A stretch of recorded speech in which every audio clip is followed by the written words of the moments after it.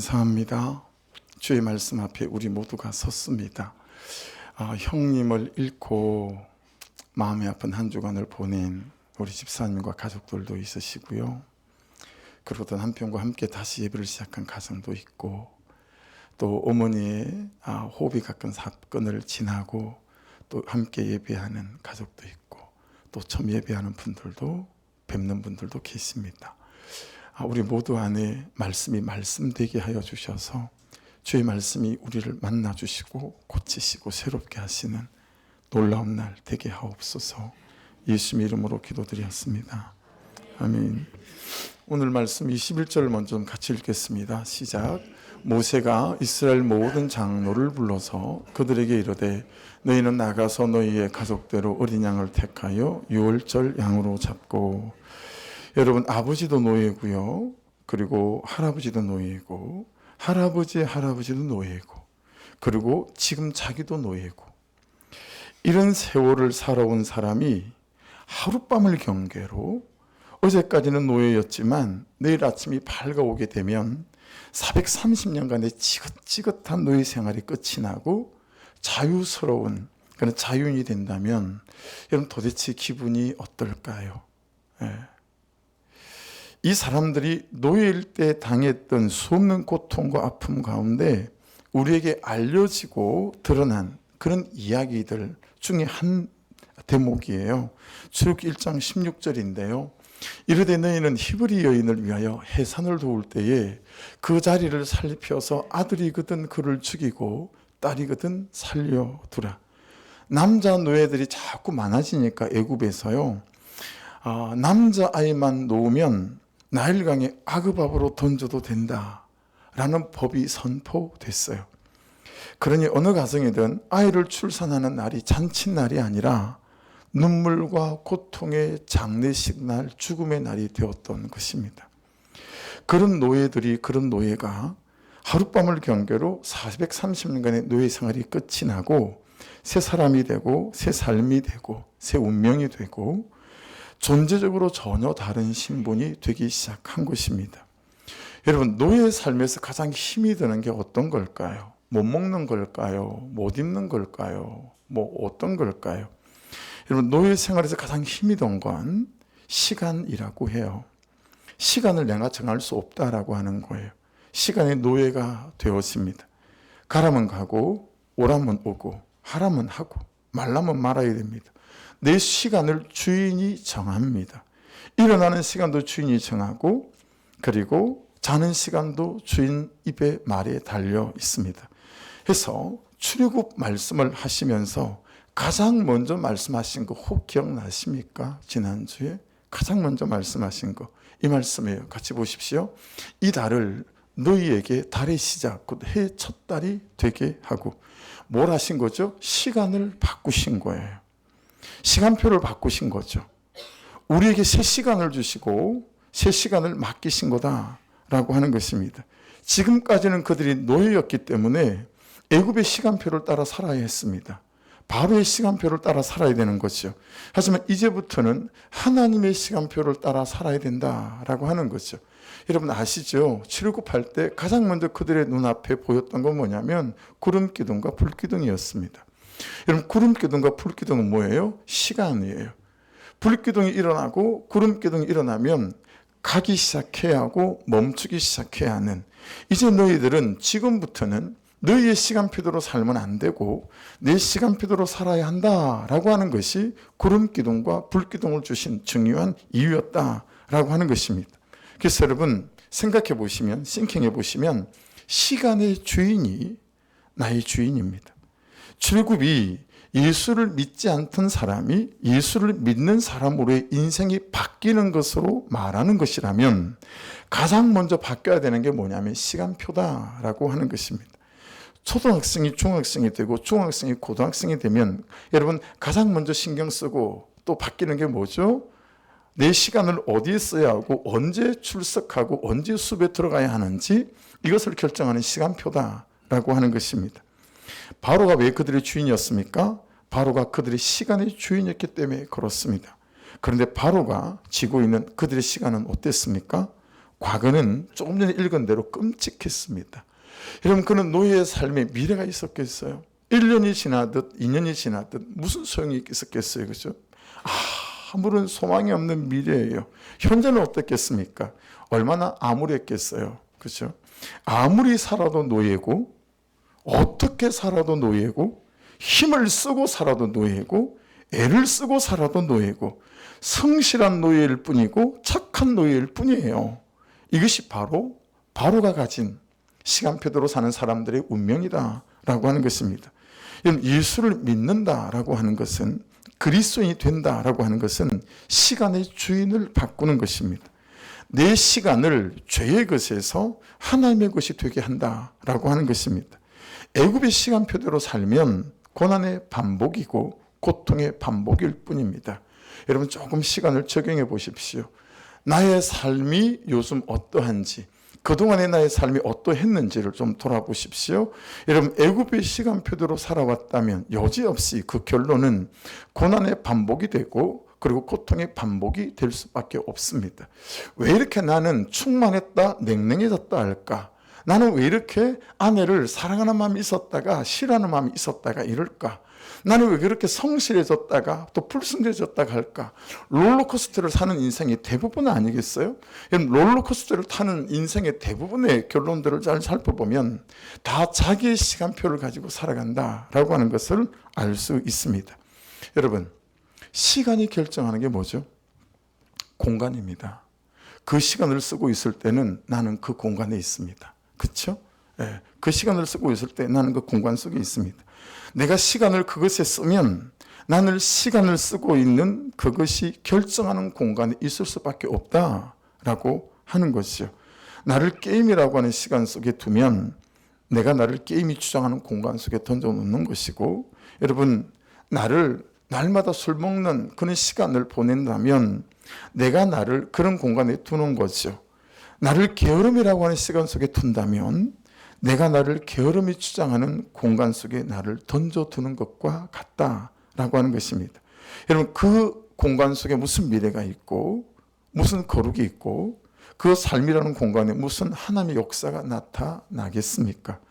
하나님이 그들을 애굽 땅에서 가나안 땅으로 옮기기 전에 가장 먼저 시작한 것이 애굽 땅에서의 시간을 바꾸는 것이었다라고 하는 것입니다. 여러분, 잘 유념하셔야 합니다. 지금이라고 하는 애굽 땅에서의 시간표가 바뀌지 않으면 가나안 땅으로 나아갈 수가 없다라고 하는 것입니다. 이제 이 사람들은 누구의 시간표대로 살아야 되겠습니까? 하나님의 시간표대로, 말씀의 시간표대로 말씀이 말씀하시는 시간 속에다 나를 두어야 된다라고 하는 거죠. C.S. 루이스라고 하는 저명한 기독교 문학가가 있습니다. 이 사람이 쓴 스크루테이프의 편지라고 하는 책에 보면요, 선배 마귀하고요, 후배 마귀하고 대화를 하는 장면이 나와요.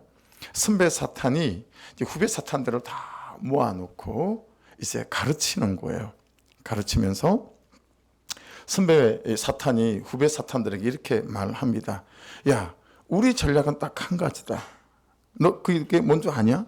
예. 어떻게 하든 하나님이 창조하신 이 세상과 그리고 세상 사람들과 특별히 그리스도인들을 무너뜨려야 한다는, 우리가 해야 되는데, 그러려면 무엇을 해야 되는지 이 후배 사탄들에게 가르칩니다. 여러분, 이 선배 사탄이 후배 사탄에게 가르친 게 뭔지 아세요? 그들의 전략이 무엇인지 아십니까?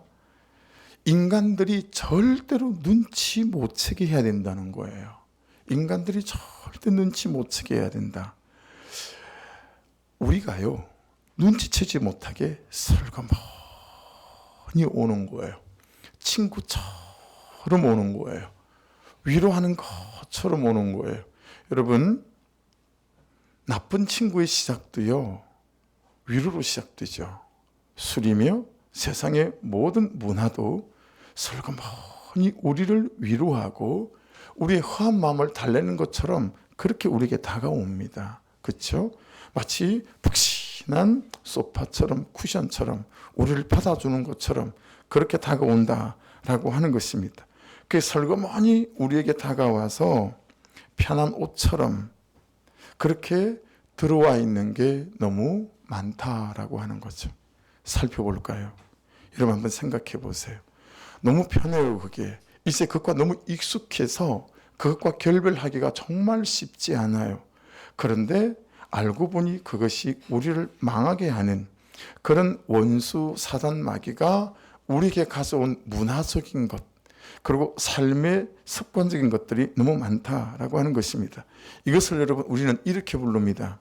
어떻게 부르냐면 이것을 중독이라고 부르고요, 마비라고도 불러요. 이제 그리스도인들조차 무엇이 선인지 무엇인지 악인지 잘 몰라요. 왜냐하면 워낙 자연스럽게 우리의 삶의 일부가 되어져 있기 때문에 이걸 하는 게 선인지 이걸 하는 게 악인지 분별이 잘 되지 않는다라고 하는 것입니다. 왜 그럴까요? 세상 사람들이 다 그렇게 살기 때문에 그래요. 다 그렇게 살아요. 세상의 구함 전술에 다 중독되어져 있고 마비가 되어져 있어서 여러분 중독이 된지도 모르고 내 생각과 의식이 마비가 되어 있는 거예요. 그래서 저는 그렇게 돈 버는 사람들을 많이 봤습니다. 정육점 하던 분은 슬라이스로 막 자르면서요, 아주 가늘게 나오는, 국산은 그런 것도 없대네요. 독일산 그런 조리기에다 물을 담아가지고요, 하나 슬라이스를 자르고 나면 물을 주고 하나 슬라이스를 자르고 나면 물을 주고 그렇게 올려서 이제 소비자들이 왔을 때 저울에 올렸을 때 무게가 많이 나가도록, 그걸 제가 우리 사장님 처형이 정좀 하는데 추석에 선물 주러 갔다가 보게 됐죠. 늦은 밤에. 여러분 공사 현장에서 제가 39사단 사당 사령부 감찰부에서 건축감독 요원할 때 말입니다. 이 군인들이 일반 업자들하고 결탁해서 어떻게 철근을 이렇게 삥땅을 쳐서 돈을 가져가는지 다 중독돼 있어요. 다 마비가 돼 있어 가지고요, 무엇이 옳고 그른지를 잘 모르는 거예요. 여러분 다 그렇게 산다라는 거예요. 그래서 이렇게 하는 건가 보다 라고 생각한다는 거죠. 이 마비와 중독의 배후에 있으면서 이렇게 우리를 만들어버린 게 뭐죠? 시간이에요. 더 정확히 말하면 나의 시간 사용입니다. 더 정확히 말하면 우리가 사소하게 사용한 먼지 같은 시간 사용들의 결과가 우리를 이런 중독과 마비에 이르게 했다라고 하는 것입니다. 뭐 이 요만한 시간, 이거 뭐 먼지 같은 시간, 뭐 이 쪼잔한 시간이라고 생각했던 그 시간의 조각들 앞에 우리가 우리의 삶을 가져간 결과들이 이렇게 마비로, 중독으로 우리의 열매를 가져오게 됐다라고 하는 것입니다. 여러분 이제 서울 아침 출근하는 전철역 막 떠밀려 가듯이 가잖아요. 하면서 여러분 그냥 가는 거예요. 낙엽이 뚝 떨어져서 계곡물에 그냥 막 흘러가는 것처럼 말입니다.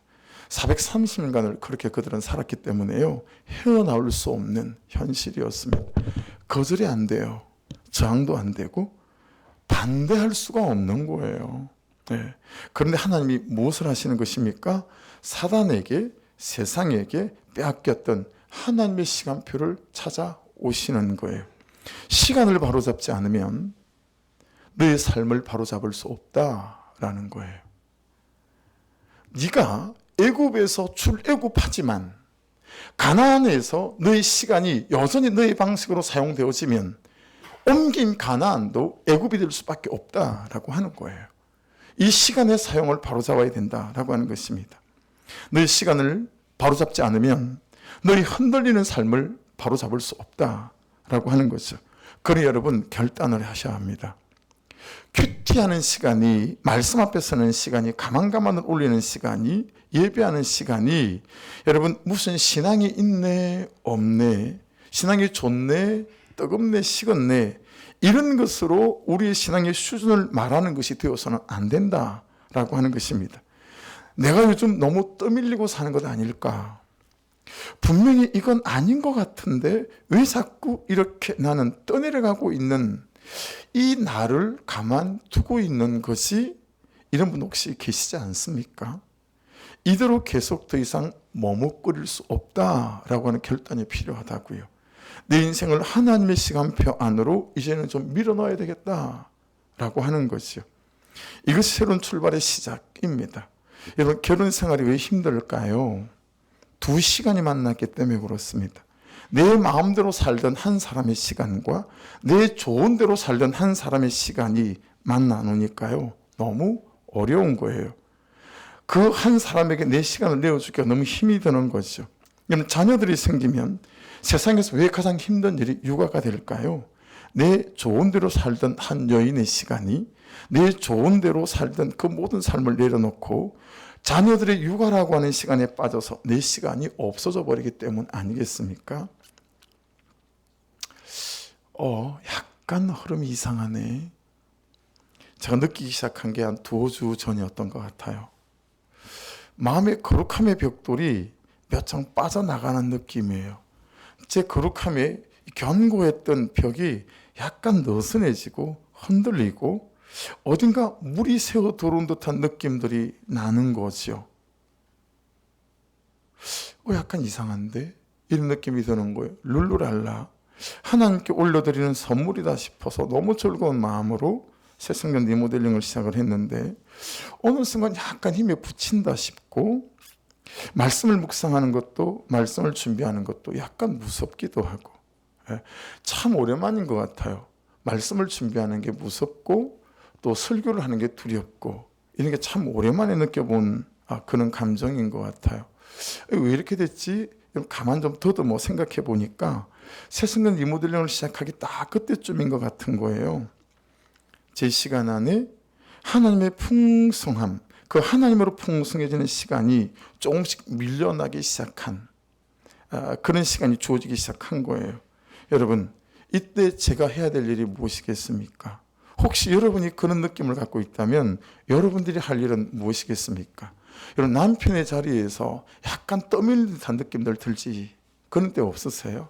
왠지 소홀해지는 느낌이 들고 아내 역할의 자리에서 왠지 멀어지는 듯한 느낌이 들고 그래서 그냥 괜히 바깥에 있고 싶고 퇴근했는데 바로 집에 들어가기 싫고 왠지 어디선가 바람이 불어오고 그 바람이 내 마음을 느슨하게 만드는 듯한 그런 느낌들. 참 아끼면서 살았는데 이 재정을 그냥 여기저기 쓰는 것에 별로 아까워지지 않고 여러분 이런 느낌들이 여러분 인생에 다가오실 때 있으시죠? 그때 여러분들은 어떻게 여러분을 처방하셔야 하겠습니까? 여러분 그때가 오시면 기억하셔야 됩니다. 나를 하나님의 시간 안으로 들이밀어야 하는 것이구나. 이것이 하나님이 나를 구원해 가시는 우리의 구원의 방책이다. 오늘 설교 제목 소제목입니다. 호호 불어가며 구원의 방책. 여러분 하나님께서 우리를 하나님의 구속산에 세워가시는 방법이 그래요. 저와 여러분들이 대단한 강한 사람들이 아니기에 마치 어린아이를 보자기에 싸서 호흡 불어가며 키우듯이 그런 식으로 하나님께서 우리를 구원해 가시는 구원의 방책 중에 하나는 우리를 하나님의 시간 안으로 초청하는 방식이다라고 하는 것입니다. 자, 21절부터 23절까지를 길게 같이 읽어보시면서 빨간 글씨로 되어 있는 부분을 유념해서 한번 보십시다. 21절 같이 읽겠습니다. 모세가 이스라엘 모든 장로를 불러서 그들에게 이르되 너희는 나가서 너희 가족대로 어린 양을 택하여 유월절 양으로 잡고 22절 우슬초 묶음을 가져다가 그릇에 담은 피에 적셔서 그 피를 문인방과 좌우 설주에 뿌리고 아침까지 한 사람도 자기 집 문 밖에 나가지 말라. 23절 여호와께서 애굽 사람들에게 재앙을 내리려고 지나가실 때에 문인방과 좌우 문설주의 피를 보시면 여호와께서 그 문을 넘으시고 멸하는 자에게 너희 집에 들어가서 너희를 치지 못하게 하실 것임이니라. 여러분 눈치채셨죠? 우리가 읽었던 그런 단어, 빨간색으로 된 단어는 전부 다 시간 부사죠. 시간과 연결되어져 있어요. 여러분 어린 양은 예수 그리스도를 예표하고 어린 양의 피는 예수 그리스도의 십자가 흘리신 보혈을 예표합니다. 그렇죠? 21절을 다시 볼게요. 모세가 이스라엘 모든 장로를 불러서 그들에게 이르되 너희는 나가서 동사죠. 자, 나갔습니다. 너희 가족들 어린 양을 택하여 자, 양도 택했습니다. 10일에 택하고 14일에 잡았잖아요. 지난주 말씀에. 그리고 6월절 양으로 이제 14일에 잡았어요. 택하기도 하고 나가기도 하고 다 잡았어요. 여러분 그런데 22절을 보십시다. 우슬초 묶음을 가져다가요. 이 어린 양의 피를 담은 피에다 우슬초를 다 적셔서 그 피를 문인방 요 위에 그리고 좌우 문설주에 다 뿌리고 다 했어요. 다 했는데 보세요. 아침까지 한 사람도 자기 집 문 밖에 나가지 말라. 여러분, 다 했었어도요, 마치 어떤 사람이 아침이 되기 전에 그 집을 나왔으면 그 사람이 죽고 만다라고 하는 것입니다.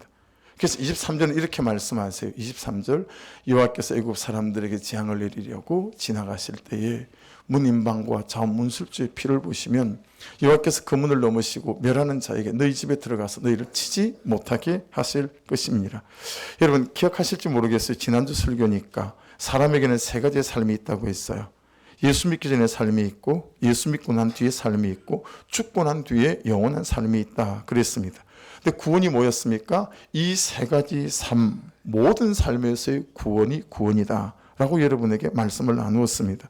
여러분, 하나님의 구속사는 이 세 가지 모든 삶에서의 구원의 그 초점이 있습니다. 오늘 말씀에서 우리가 특별히 기억할 것은 구원받은 이후에 우리의 삶의 승리는 이 시간의 순종에 달려있다라는 거예요. 아침까지 아무도 나가지 마라. 아침까지 아무도 안 나갔어요. 네. 삶을 전부로 여기고 자신이 전부라고 여기는 그 삶을 잘 살기 위해 하나님께 나아가는 일부의 시간을 들이며 사는 그리스도인이 있습니다. 잘 못 알아들으셨죠? 다시 들어보십시오. 자기의 삶을 전부로 여기고 또 자기 자신이 전부라고 여기는 그런 삶과 자신을 잘 살게 하기 위해서 하나님께 나아가는 일부의 시간을 들이며 사는 그리스도인이 있습니다.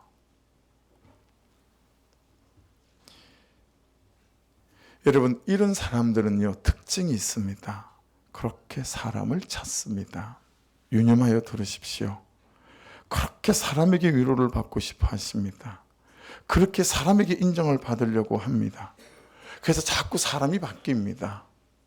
이 사람하고 붙어 다니다가요, 좀 세월이 지나자 다른 사람하고 붙어 다녀요. 좀 세월이 지나 또 다른 사람하고 붙어 다녀요. 왜냐하면 어떤 사람도 자기 자신에게 온전한 만족을 줄 수 있는 사람은 이 세상에 존재하지 않기 때문에 그렇습니다. 그래서 맨날 사람을 찾아서 전전합니다. 여러분, 그 시간을 쪼개서 왜 그 사람은, 왜 우리는 살아계신 하나님 그분 앞에 나의 시간을 들여 나의 공감을 가지고 나가지 않을까요? 여러분, 사람을 찾지 마십시오. 어떤 공동체도 완벽한 공동체가 없어요. 여러분, 그 시간을 하나님께 가서가 그분에게 받는 은혜가 우리에게 임하게 되어지게 되면 오히려 우리가 그런 사람들을 위로할 수 있는 사람들로 세워지는 역전을 경험할 수 있게 되어집니다. 자꾸 사람을 찾고 사람에게 위로받으려고 하고 사람에게 인정받으려고 하는 거죠. 그런 삶은 끝이 없습니다.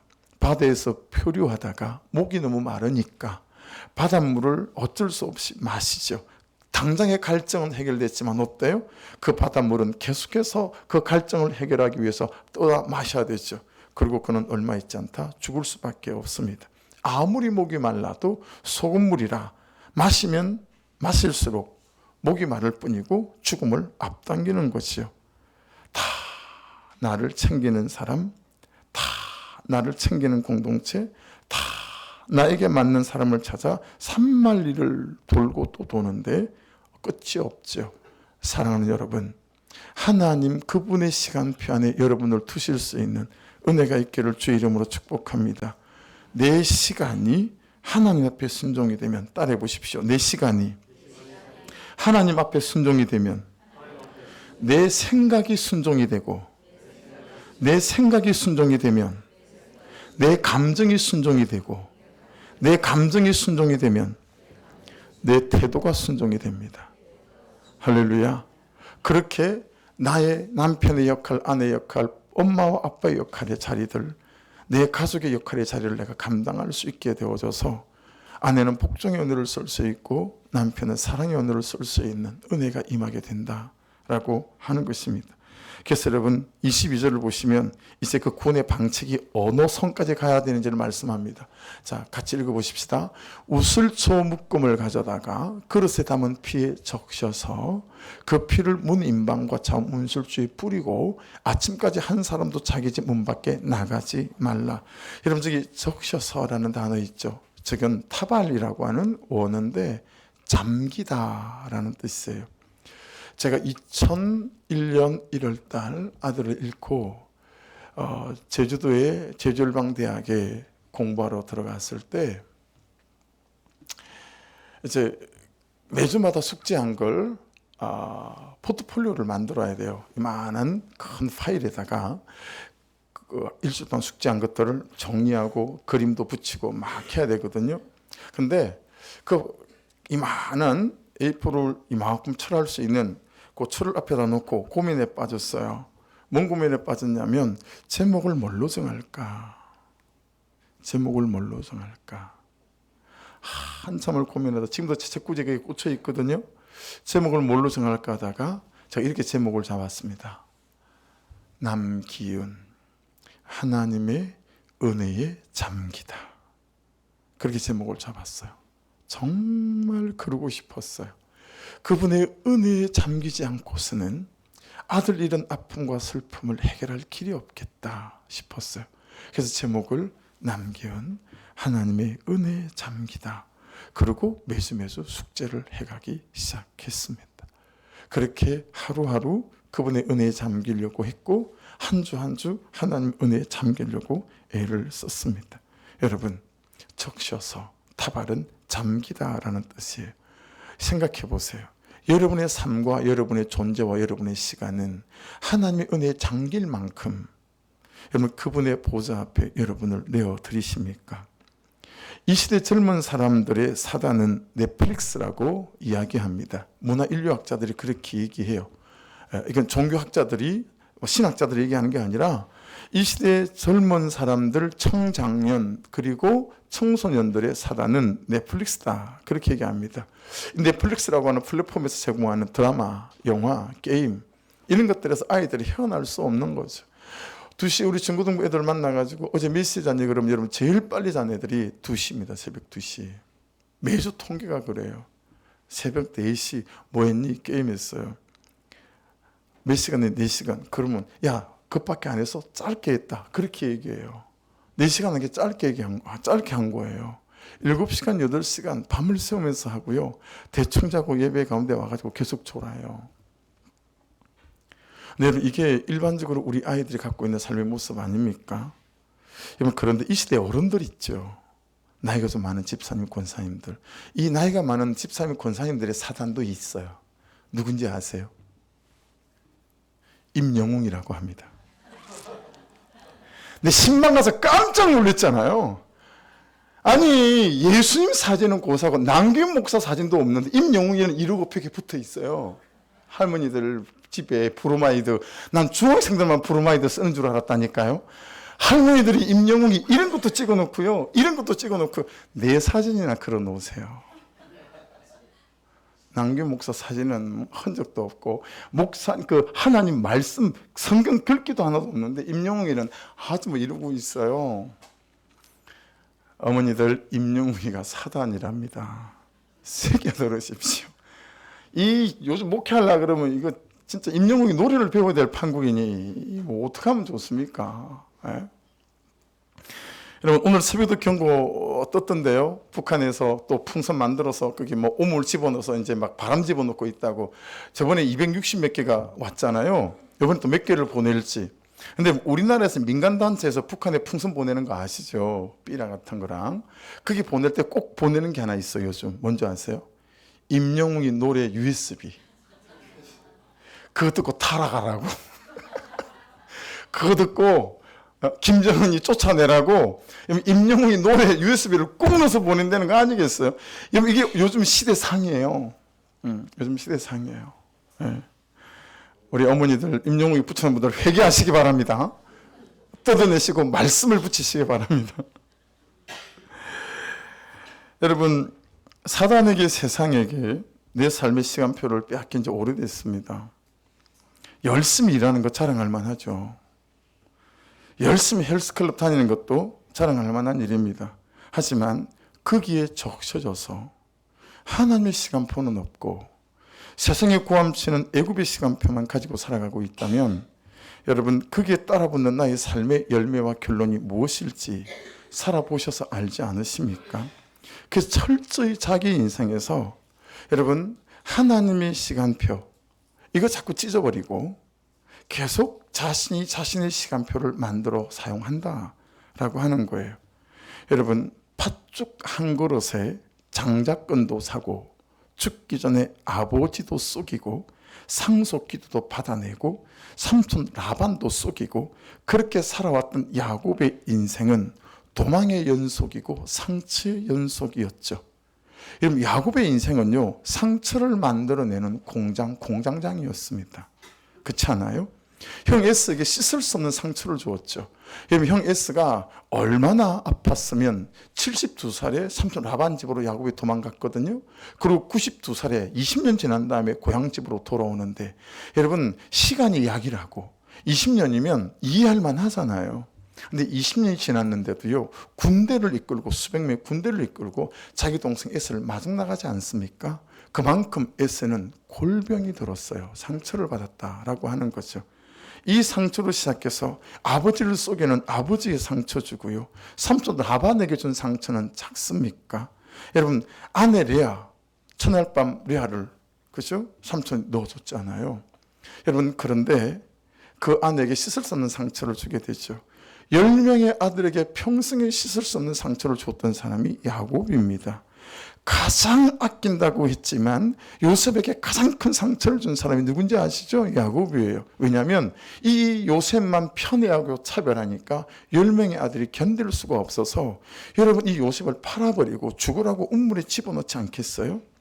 그러니 이 야곱의 삶이라고 하는 것은 이런 상처를 주는 상처 공장장이었다라고 하는 거예요. 여러분, 이 야곱의 인생의 가장 핵심적인 게 뭔지 아세요? 하나님의 시간표 없이 내 시간표대로 살아온 그런 야곱의 고달픈 인생이었어요. 야곱의 이름의 뜻 아시죠? 여러분, 야곱은 뱃속에서부터 형의 뒷발목을 딱 잡았어요. 왜 내가 먼저 나가야 되는데 네 먼저 나가냐 이거예요. 이름의 뜻이 그게 단어가 있지 않아요? 장자권, 가만히 있으면 그가 받을 수 있었습니다. 하나님의 약속 때문에.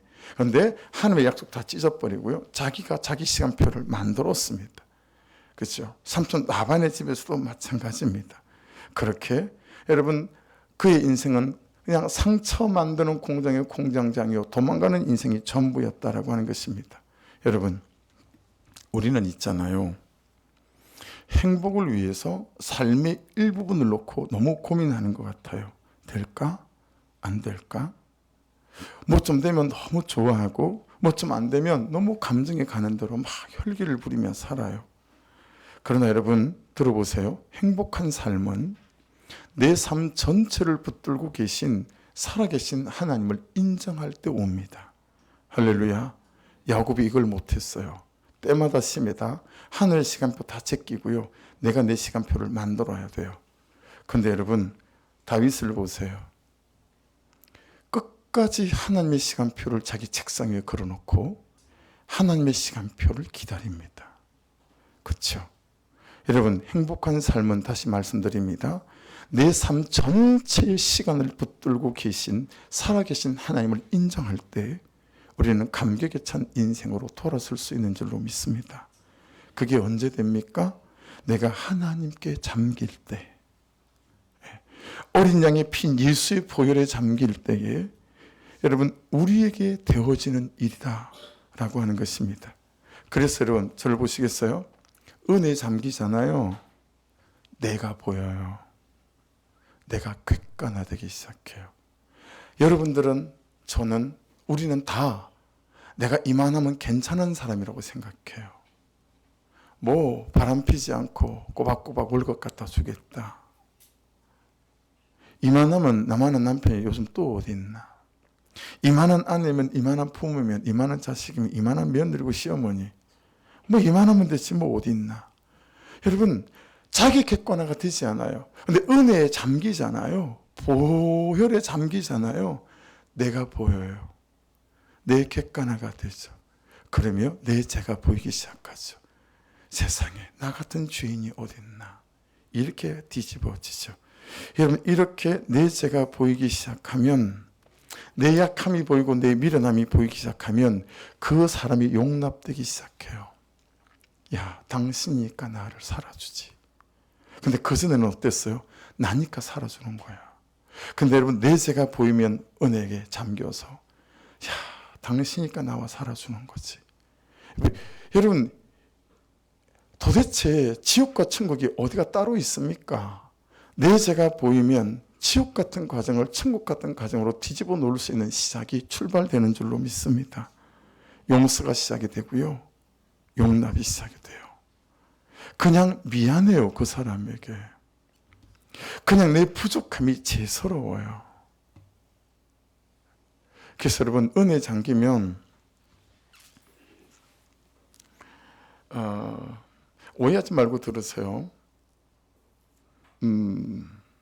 싸우지 않아도 돼요. 막 죄와 싸우지 않아도 돼요. 그냥 죄와 싸울 일이 없어서요. 엄난함과 싸우지 않아도 돼요. 은혜 잠기잖아요. 그럼 엄난함과 싸울 일이 없어요. 그것이 내 건체에 얼씬거리지도 않아요. 적당히 잠기잖아요. 그래서 음란과 싸우고 교만과 싸우고 내 이익과 싸우고 생색과 싸우게 되는 거예요. 그러나 여러분, 깊이 은혜에 잠기잖아요. 음란하고 싸울 일이 없어요. 그것들이 내 건처에, 내 생각에, 내 감정에 얼씬도 하지 못해요. 사랑하는 여러분, 은혜에 잠기시어서 겸손해지시고 정결해지시고 그리고 정직해질 수 있기를 주의 이름으로 축복합니다. 신앙생활은 엉덩이 싸움이라고 자주 말씀드리잖아요. 그 얘기는 신앙생활은 시간 싸움이다 라는 얘기와 하나도 진배가 없습니다. 22절 말씀을 다시 봅니다. 우슬초 묶음을 가져다가 그릇에 담은 피에 적셔서 그 피를 문 인방과 좌우슬초에 뿌리고 아침까지 한 사람도 자기 집 문 밖에 나가지 말라. 여러분, 뿌리고라는 단어는 나가라는 단어인데요, 닿았다라는 뜻입니다. 닿았다, 잡았다라는 뜻이에요.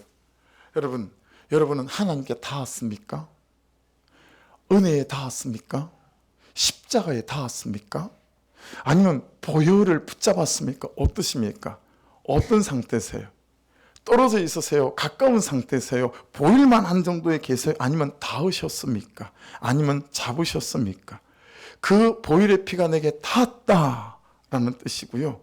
그 하나님께서 내게 내민 손을 내가 붙잡았다. 우리 지금 예배 전에 드렸던 찬송이 그 찬양 아닙니까? 그렇죠? 아무도 없는 것 같았는데 하나님께 내게 손을 내밀고 계시더라라고 하는 것입니다. 여러분, 그 은혜에 내가 만져지기까지 내가 그 은혜의 시간 속에 있었다라고 하는 것이죠. 마치 신앙생활을 뜨거운 탕 안에 여러분 들어가서 아유 뜨거워라 그리고 그냥 발을 넣었다 빼는 것처럼 여러분, 그래 갖고는 물에 닿았긴 하였으나 그 하나님의 은혜가 내 감정을 만지시고 내 분노를 만지실 때까지는 머물지 못한 것 아니겠습니까? 그렇죠? 내 익숙한 것들과 결별할 때까지 너무 편해서 그게 내 익숙한 것 결별하기까지 여러분 다 있기를 주의 이름으로 축복합니다. 종교적 시간을 말하는 게 아닙니다. 은혜가 간절한 시간을 말하는 것이고 하나님이 갈급한 시간을 말하는 것이고 하나님을 갈망하는 시간을 말하는 것입니다. 그냥 갈망해야 닿기 때문에 그렇습니다. 갈망에 대하여 10번도 넘게 말씀드렸지만 듣지 못한 분들이 있는 듯하여 한 번 더 말씀을 드릴게요. 스승님이 수업을 마치고 나가면서 맨날 하나님을 만나야 된다 그러는 거예요. 그런데 뭐 설교가 그렇지 않나요? 설교의 대부분의 결론들이 마치 하나님을 만나야 됩니다 이런 것처럼 결론이 끝나지 않나요? 한 3개월 지나니까 한 학생이 답답했어요. 선생님을 붙잡고 물었어요. 아니 맨날 선생님의 결론은 하나님을 만나야 된다는데 어떻게 하면 하나님을 만날 수 있습니까? 물었어요. 그랬더니 내가 다음 시간에 그 답을 가르쳐 주마. 그러고는 그 다음날 수업을 마치고 나가시면서는 여러분 하나님을 갈망해야 하나님을 만납니다. 이제 하나님을 갈망하라는 말로 3개월 동안 수업을 마치는 거예요. 그래서 3개월 뒤에 이 답답했던 학생이 선생님 잠깐만요. 도대체 하나님을 갈망한다는 게 어떤 겁니까? 이 제자를 앞세우고 여러분 강으로 가는 거예요. 들어가자. 언제까지? 들어가 봐. 내가 그만할 때까지. 제자를 앞세우고 스승의 뒤를 따라가요. 발목까지 무릎을 차고 무릎까지 무릎이 차고 허리까지 무릎을 찼어요. 그런데도 뒤를 돌아보니 더 들어가래요. 제자가 가슴 깊이까지 목에 물이 찰랑찰랑할 때까지 들어갔어요. 더 들어가야 돼요 라고 돌아보려는 순간 이 스승님이 펄쩍 뛰어오르더니 제자의 목을 뒤에서 딱 틀어잡았어요.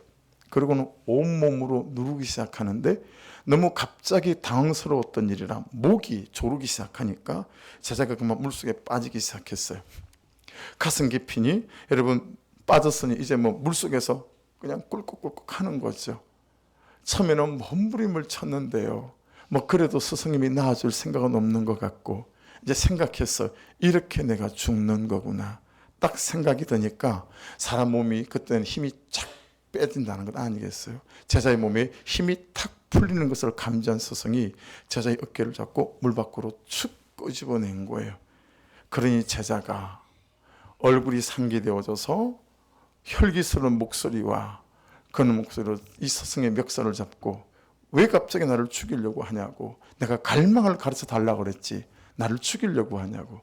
그랬을 때 여러분 스승이 그렇게 말했답니다. 갈망이란 네가 물속에서 살기 위해 그렇게 몸부림쳤던 그 짧은 찰나, 그게 지금까지 네가 네 인생 중에 가장 강력했던 갈망이었음을 기억해라. 하나님은 그런 갈망으로 나아갈 때 하나님을 만난다. 그리고 그렇게 하나님을 만나면 그때부터 네 삶에 새로운 시작이 시작될 수 있을 거다 라고 말했다라는 거예요.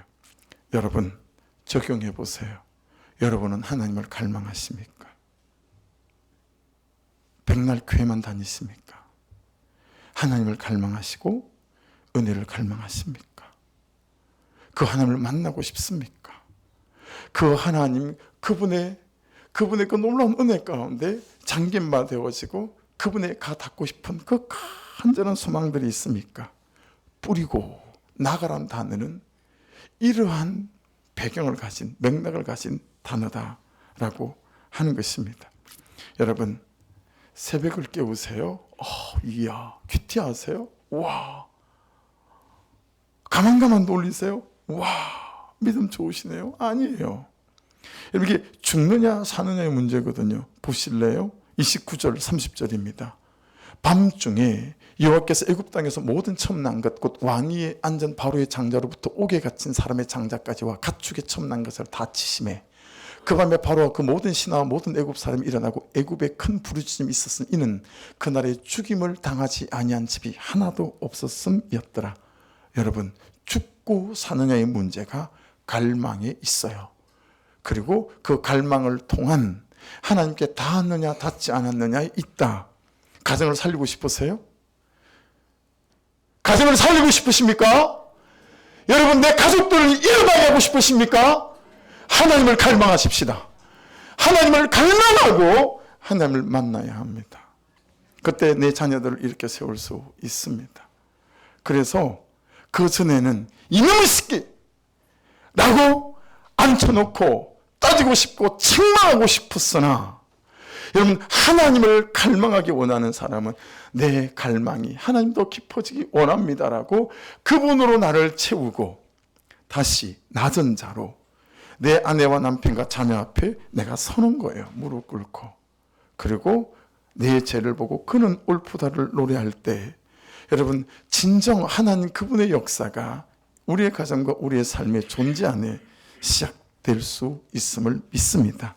하나님이 내 인생에 일하시는 시간, 하나님이 내 감정에, 내 생각에 일하는 시간, 내 태도에 일하시는 시간, 하나님이 나를 살리시는 시간을 주셔야 하고 하나님이 내 운명을 통째로 일으키시는 시간을 주셔야 하고요. 하나님이 내 죄를 내 죄로 볼 수 있는 시간을 주셔야 하고 이 연약한 나를 하나님의 자녀로 여겨지게 하는 시간을 줄 수 있기를 주의 이름으로 축복합니다. 그래서 27절은 이렇게 말씀하세요. 같이 읽습니다. 시작. 너희는 이르기를 이는 여호와의 유월절 제사라. 여호와께서 애굽 사람에게 재앙을 내리실 때 애굽에 있는 이스라엘 자손의 집을 넘어사 우리의 집을 구원하셨느니라. 할렐루야. 하며 백성이 머리 숙여 경배하니라.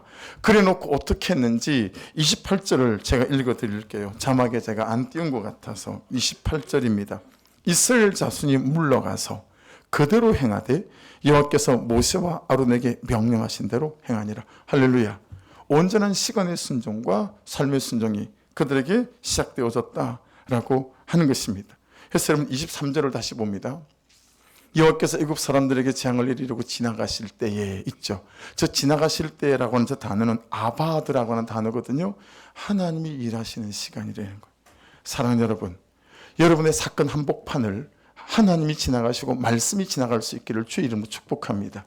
어떤 사건이 터지고 문제가 생겼을 때마다 여러분의 사건 한복판을 말씀이 지나갈 수 있게 만드셔서 말씀으로 사건이 해석되어지고 말씀으로 내 가정에 일어난 일들이 해석되어지는 은혜가 있기를 주의 이름으로 축복합니다.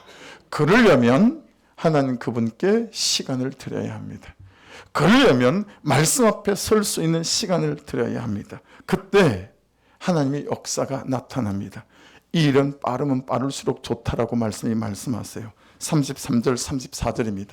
애굽 사람들은 말하기를 우리가 다 죽은 자가 되도다 하고 그 백성을 재촉하여 그 땅에서 속히 내보내려 함으로 다 죽게 생긴 거예요. 34절 그 백성이 발교되지 못한 반죽 담은 그릇을 옷에 싸서 어깨에 매니라. 원래도 급한 일이라 신발끈 다 맸고요, 허리띠 다 맸어요. 그리고 보침 다 쌌어요. 그리고 이제 막 뭘 해먹으려고 유대인들이 해먹는 게 우리나라 빈대떡 같은 거예요. 아무것도 넣지 않고 이스라엘 가면 지금도 거리에서 팔거든요. 저도 지금 많이 사 먹어봤는데 그거에 무교병으로 만든 거 무교병이라고 하죠. 그걸 하지도 못하고 반죽 담은 것을 옷에서 어깨 메고 바로 출발해야 되는 거예요. 급한 일이라는 거예요.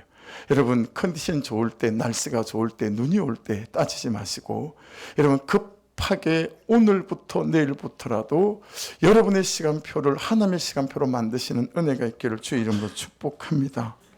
예. 자작나무를 정확히 씌워보니까 51그루를 갖다 심었어요. 근데 전문가가 옮기지 않고 한 번도 해보지 않은 제가 공짜로 준다니까 그냥 자작나무를 파가지고요 한 3그루 해보고 제가 깨달았어요. 큰일 났다. 이거 70그루 다 옮기다 그러면 내가 죽을 것 같다. 그때 몸이 안 좋을 때잖아요. 1시간 일하고 나면 배터리를 몸에서 빼버린 것 같아요. 누가 그냥 축 쳐져버리는 거예요.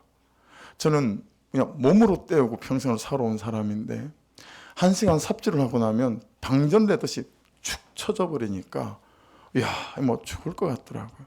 한 3그루 딱 해보고 내가 이거 이틀 만에 하면 이거 하고 난 뒤에 내가 아마 참 순교라 부르기는 그렇고 내가 죽을 것 같다 생각을 할 정도로 힘이 들더라고요. 그러니 대충 하기 시작하는 거예요.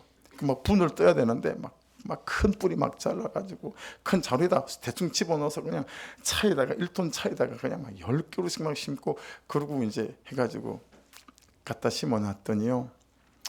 지금 리모델링 하는 그 이제 제일 큰 걸 맡은 대표가 손 대표인데 저만 쳐다보면 목사님 벌써 겨울이 왔나 봐요. 그래요. 그래서 내가 뭔 소리야 그러면 겨울이 왔어. 잎이 벌써 다 말랐어요. 이렇게 나를 놀려요. 잎이 말란 게 여러 개 있거든요. 그래서 내가 두고 보라고 다 살 거라고. 그래서 목사님 그때 제가 한번 교회 올게요. 7년 동안 아기를 못 가졌다가 아기가 이제 임신이 막 돼서 임신 5개월째거든요. 그래서 노면 목사님 교회 한번 꼭 올게요. 뭐 그렇게 얘기는 하는데 근데 제가 여러분 어제 너무 은혜가 되는 말을 들었어요. 무슨 말을 들었냐면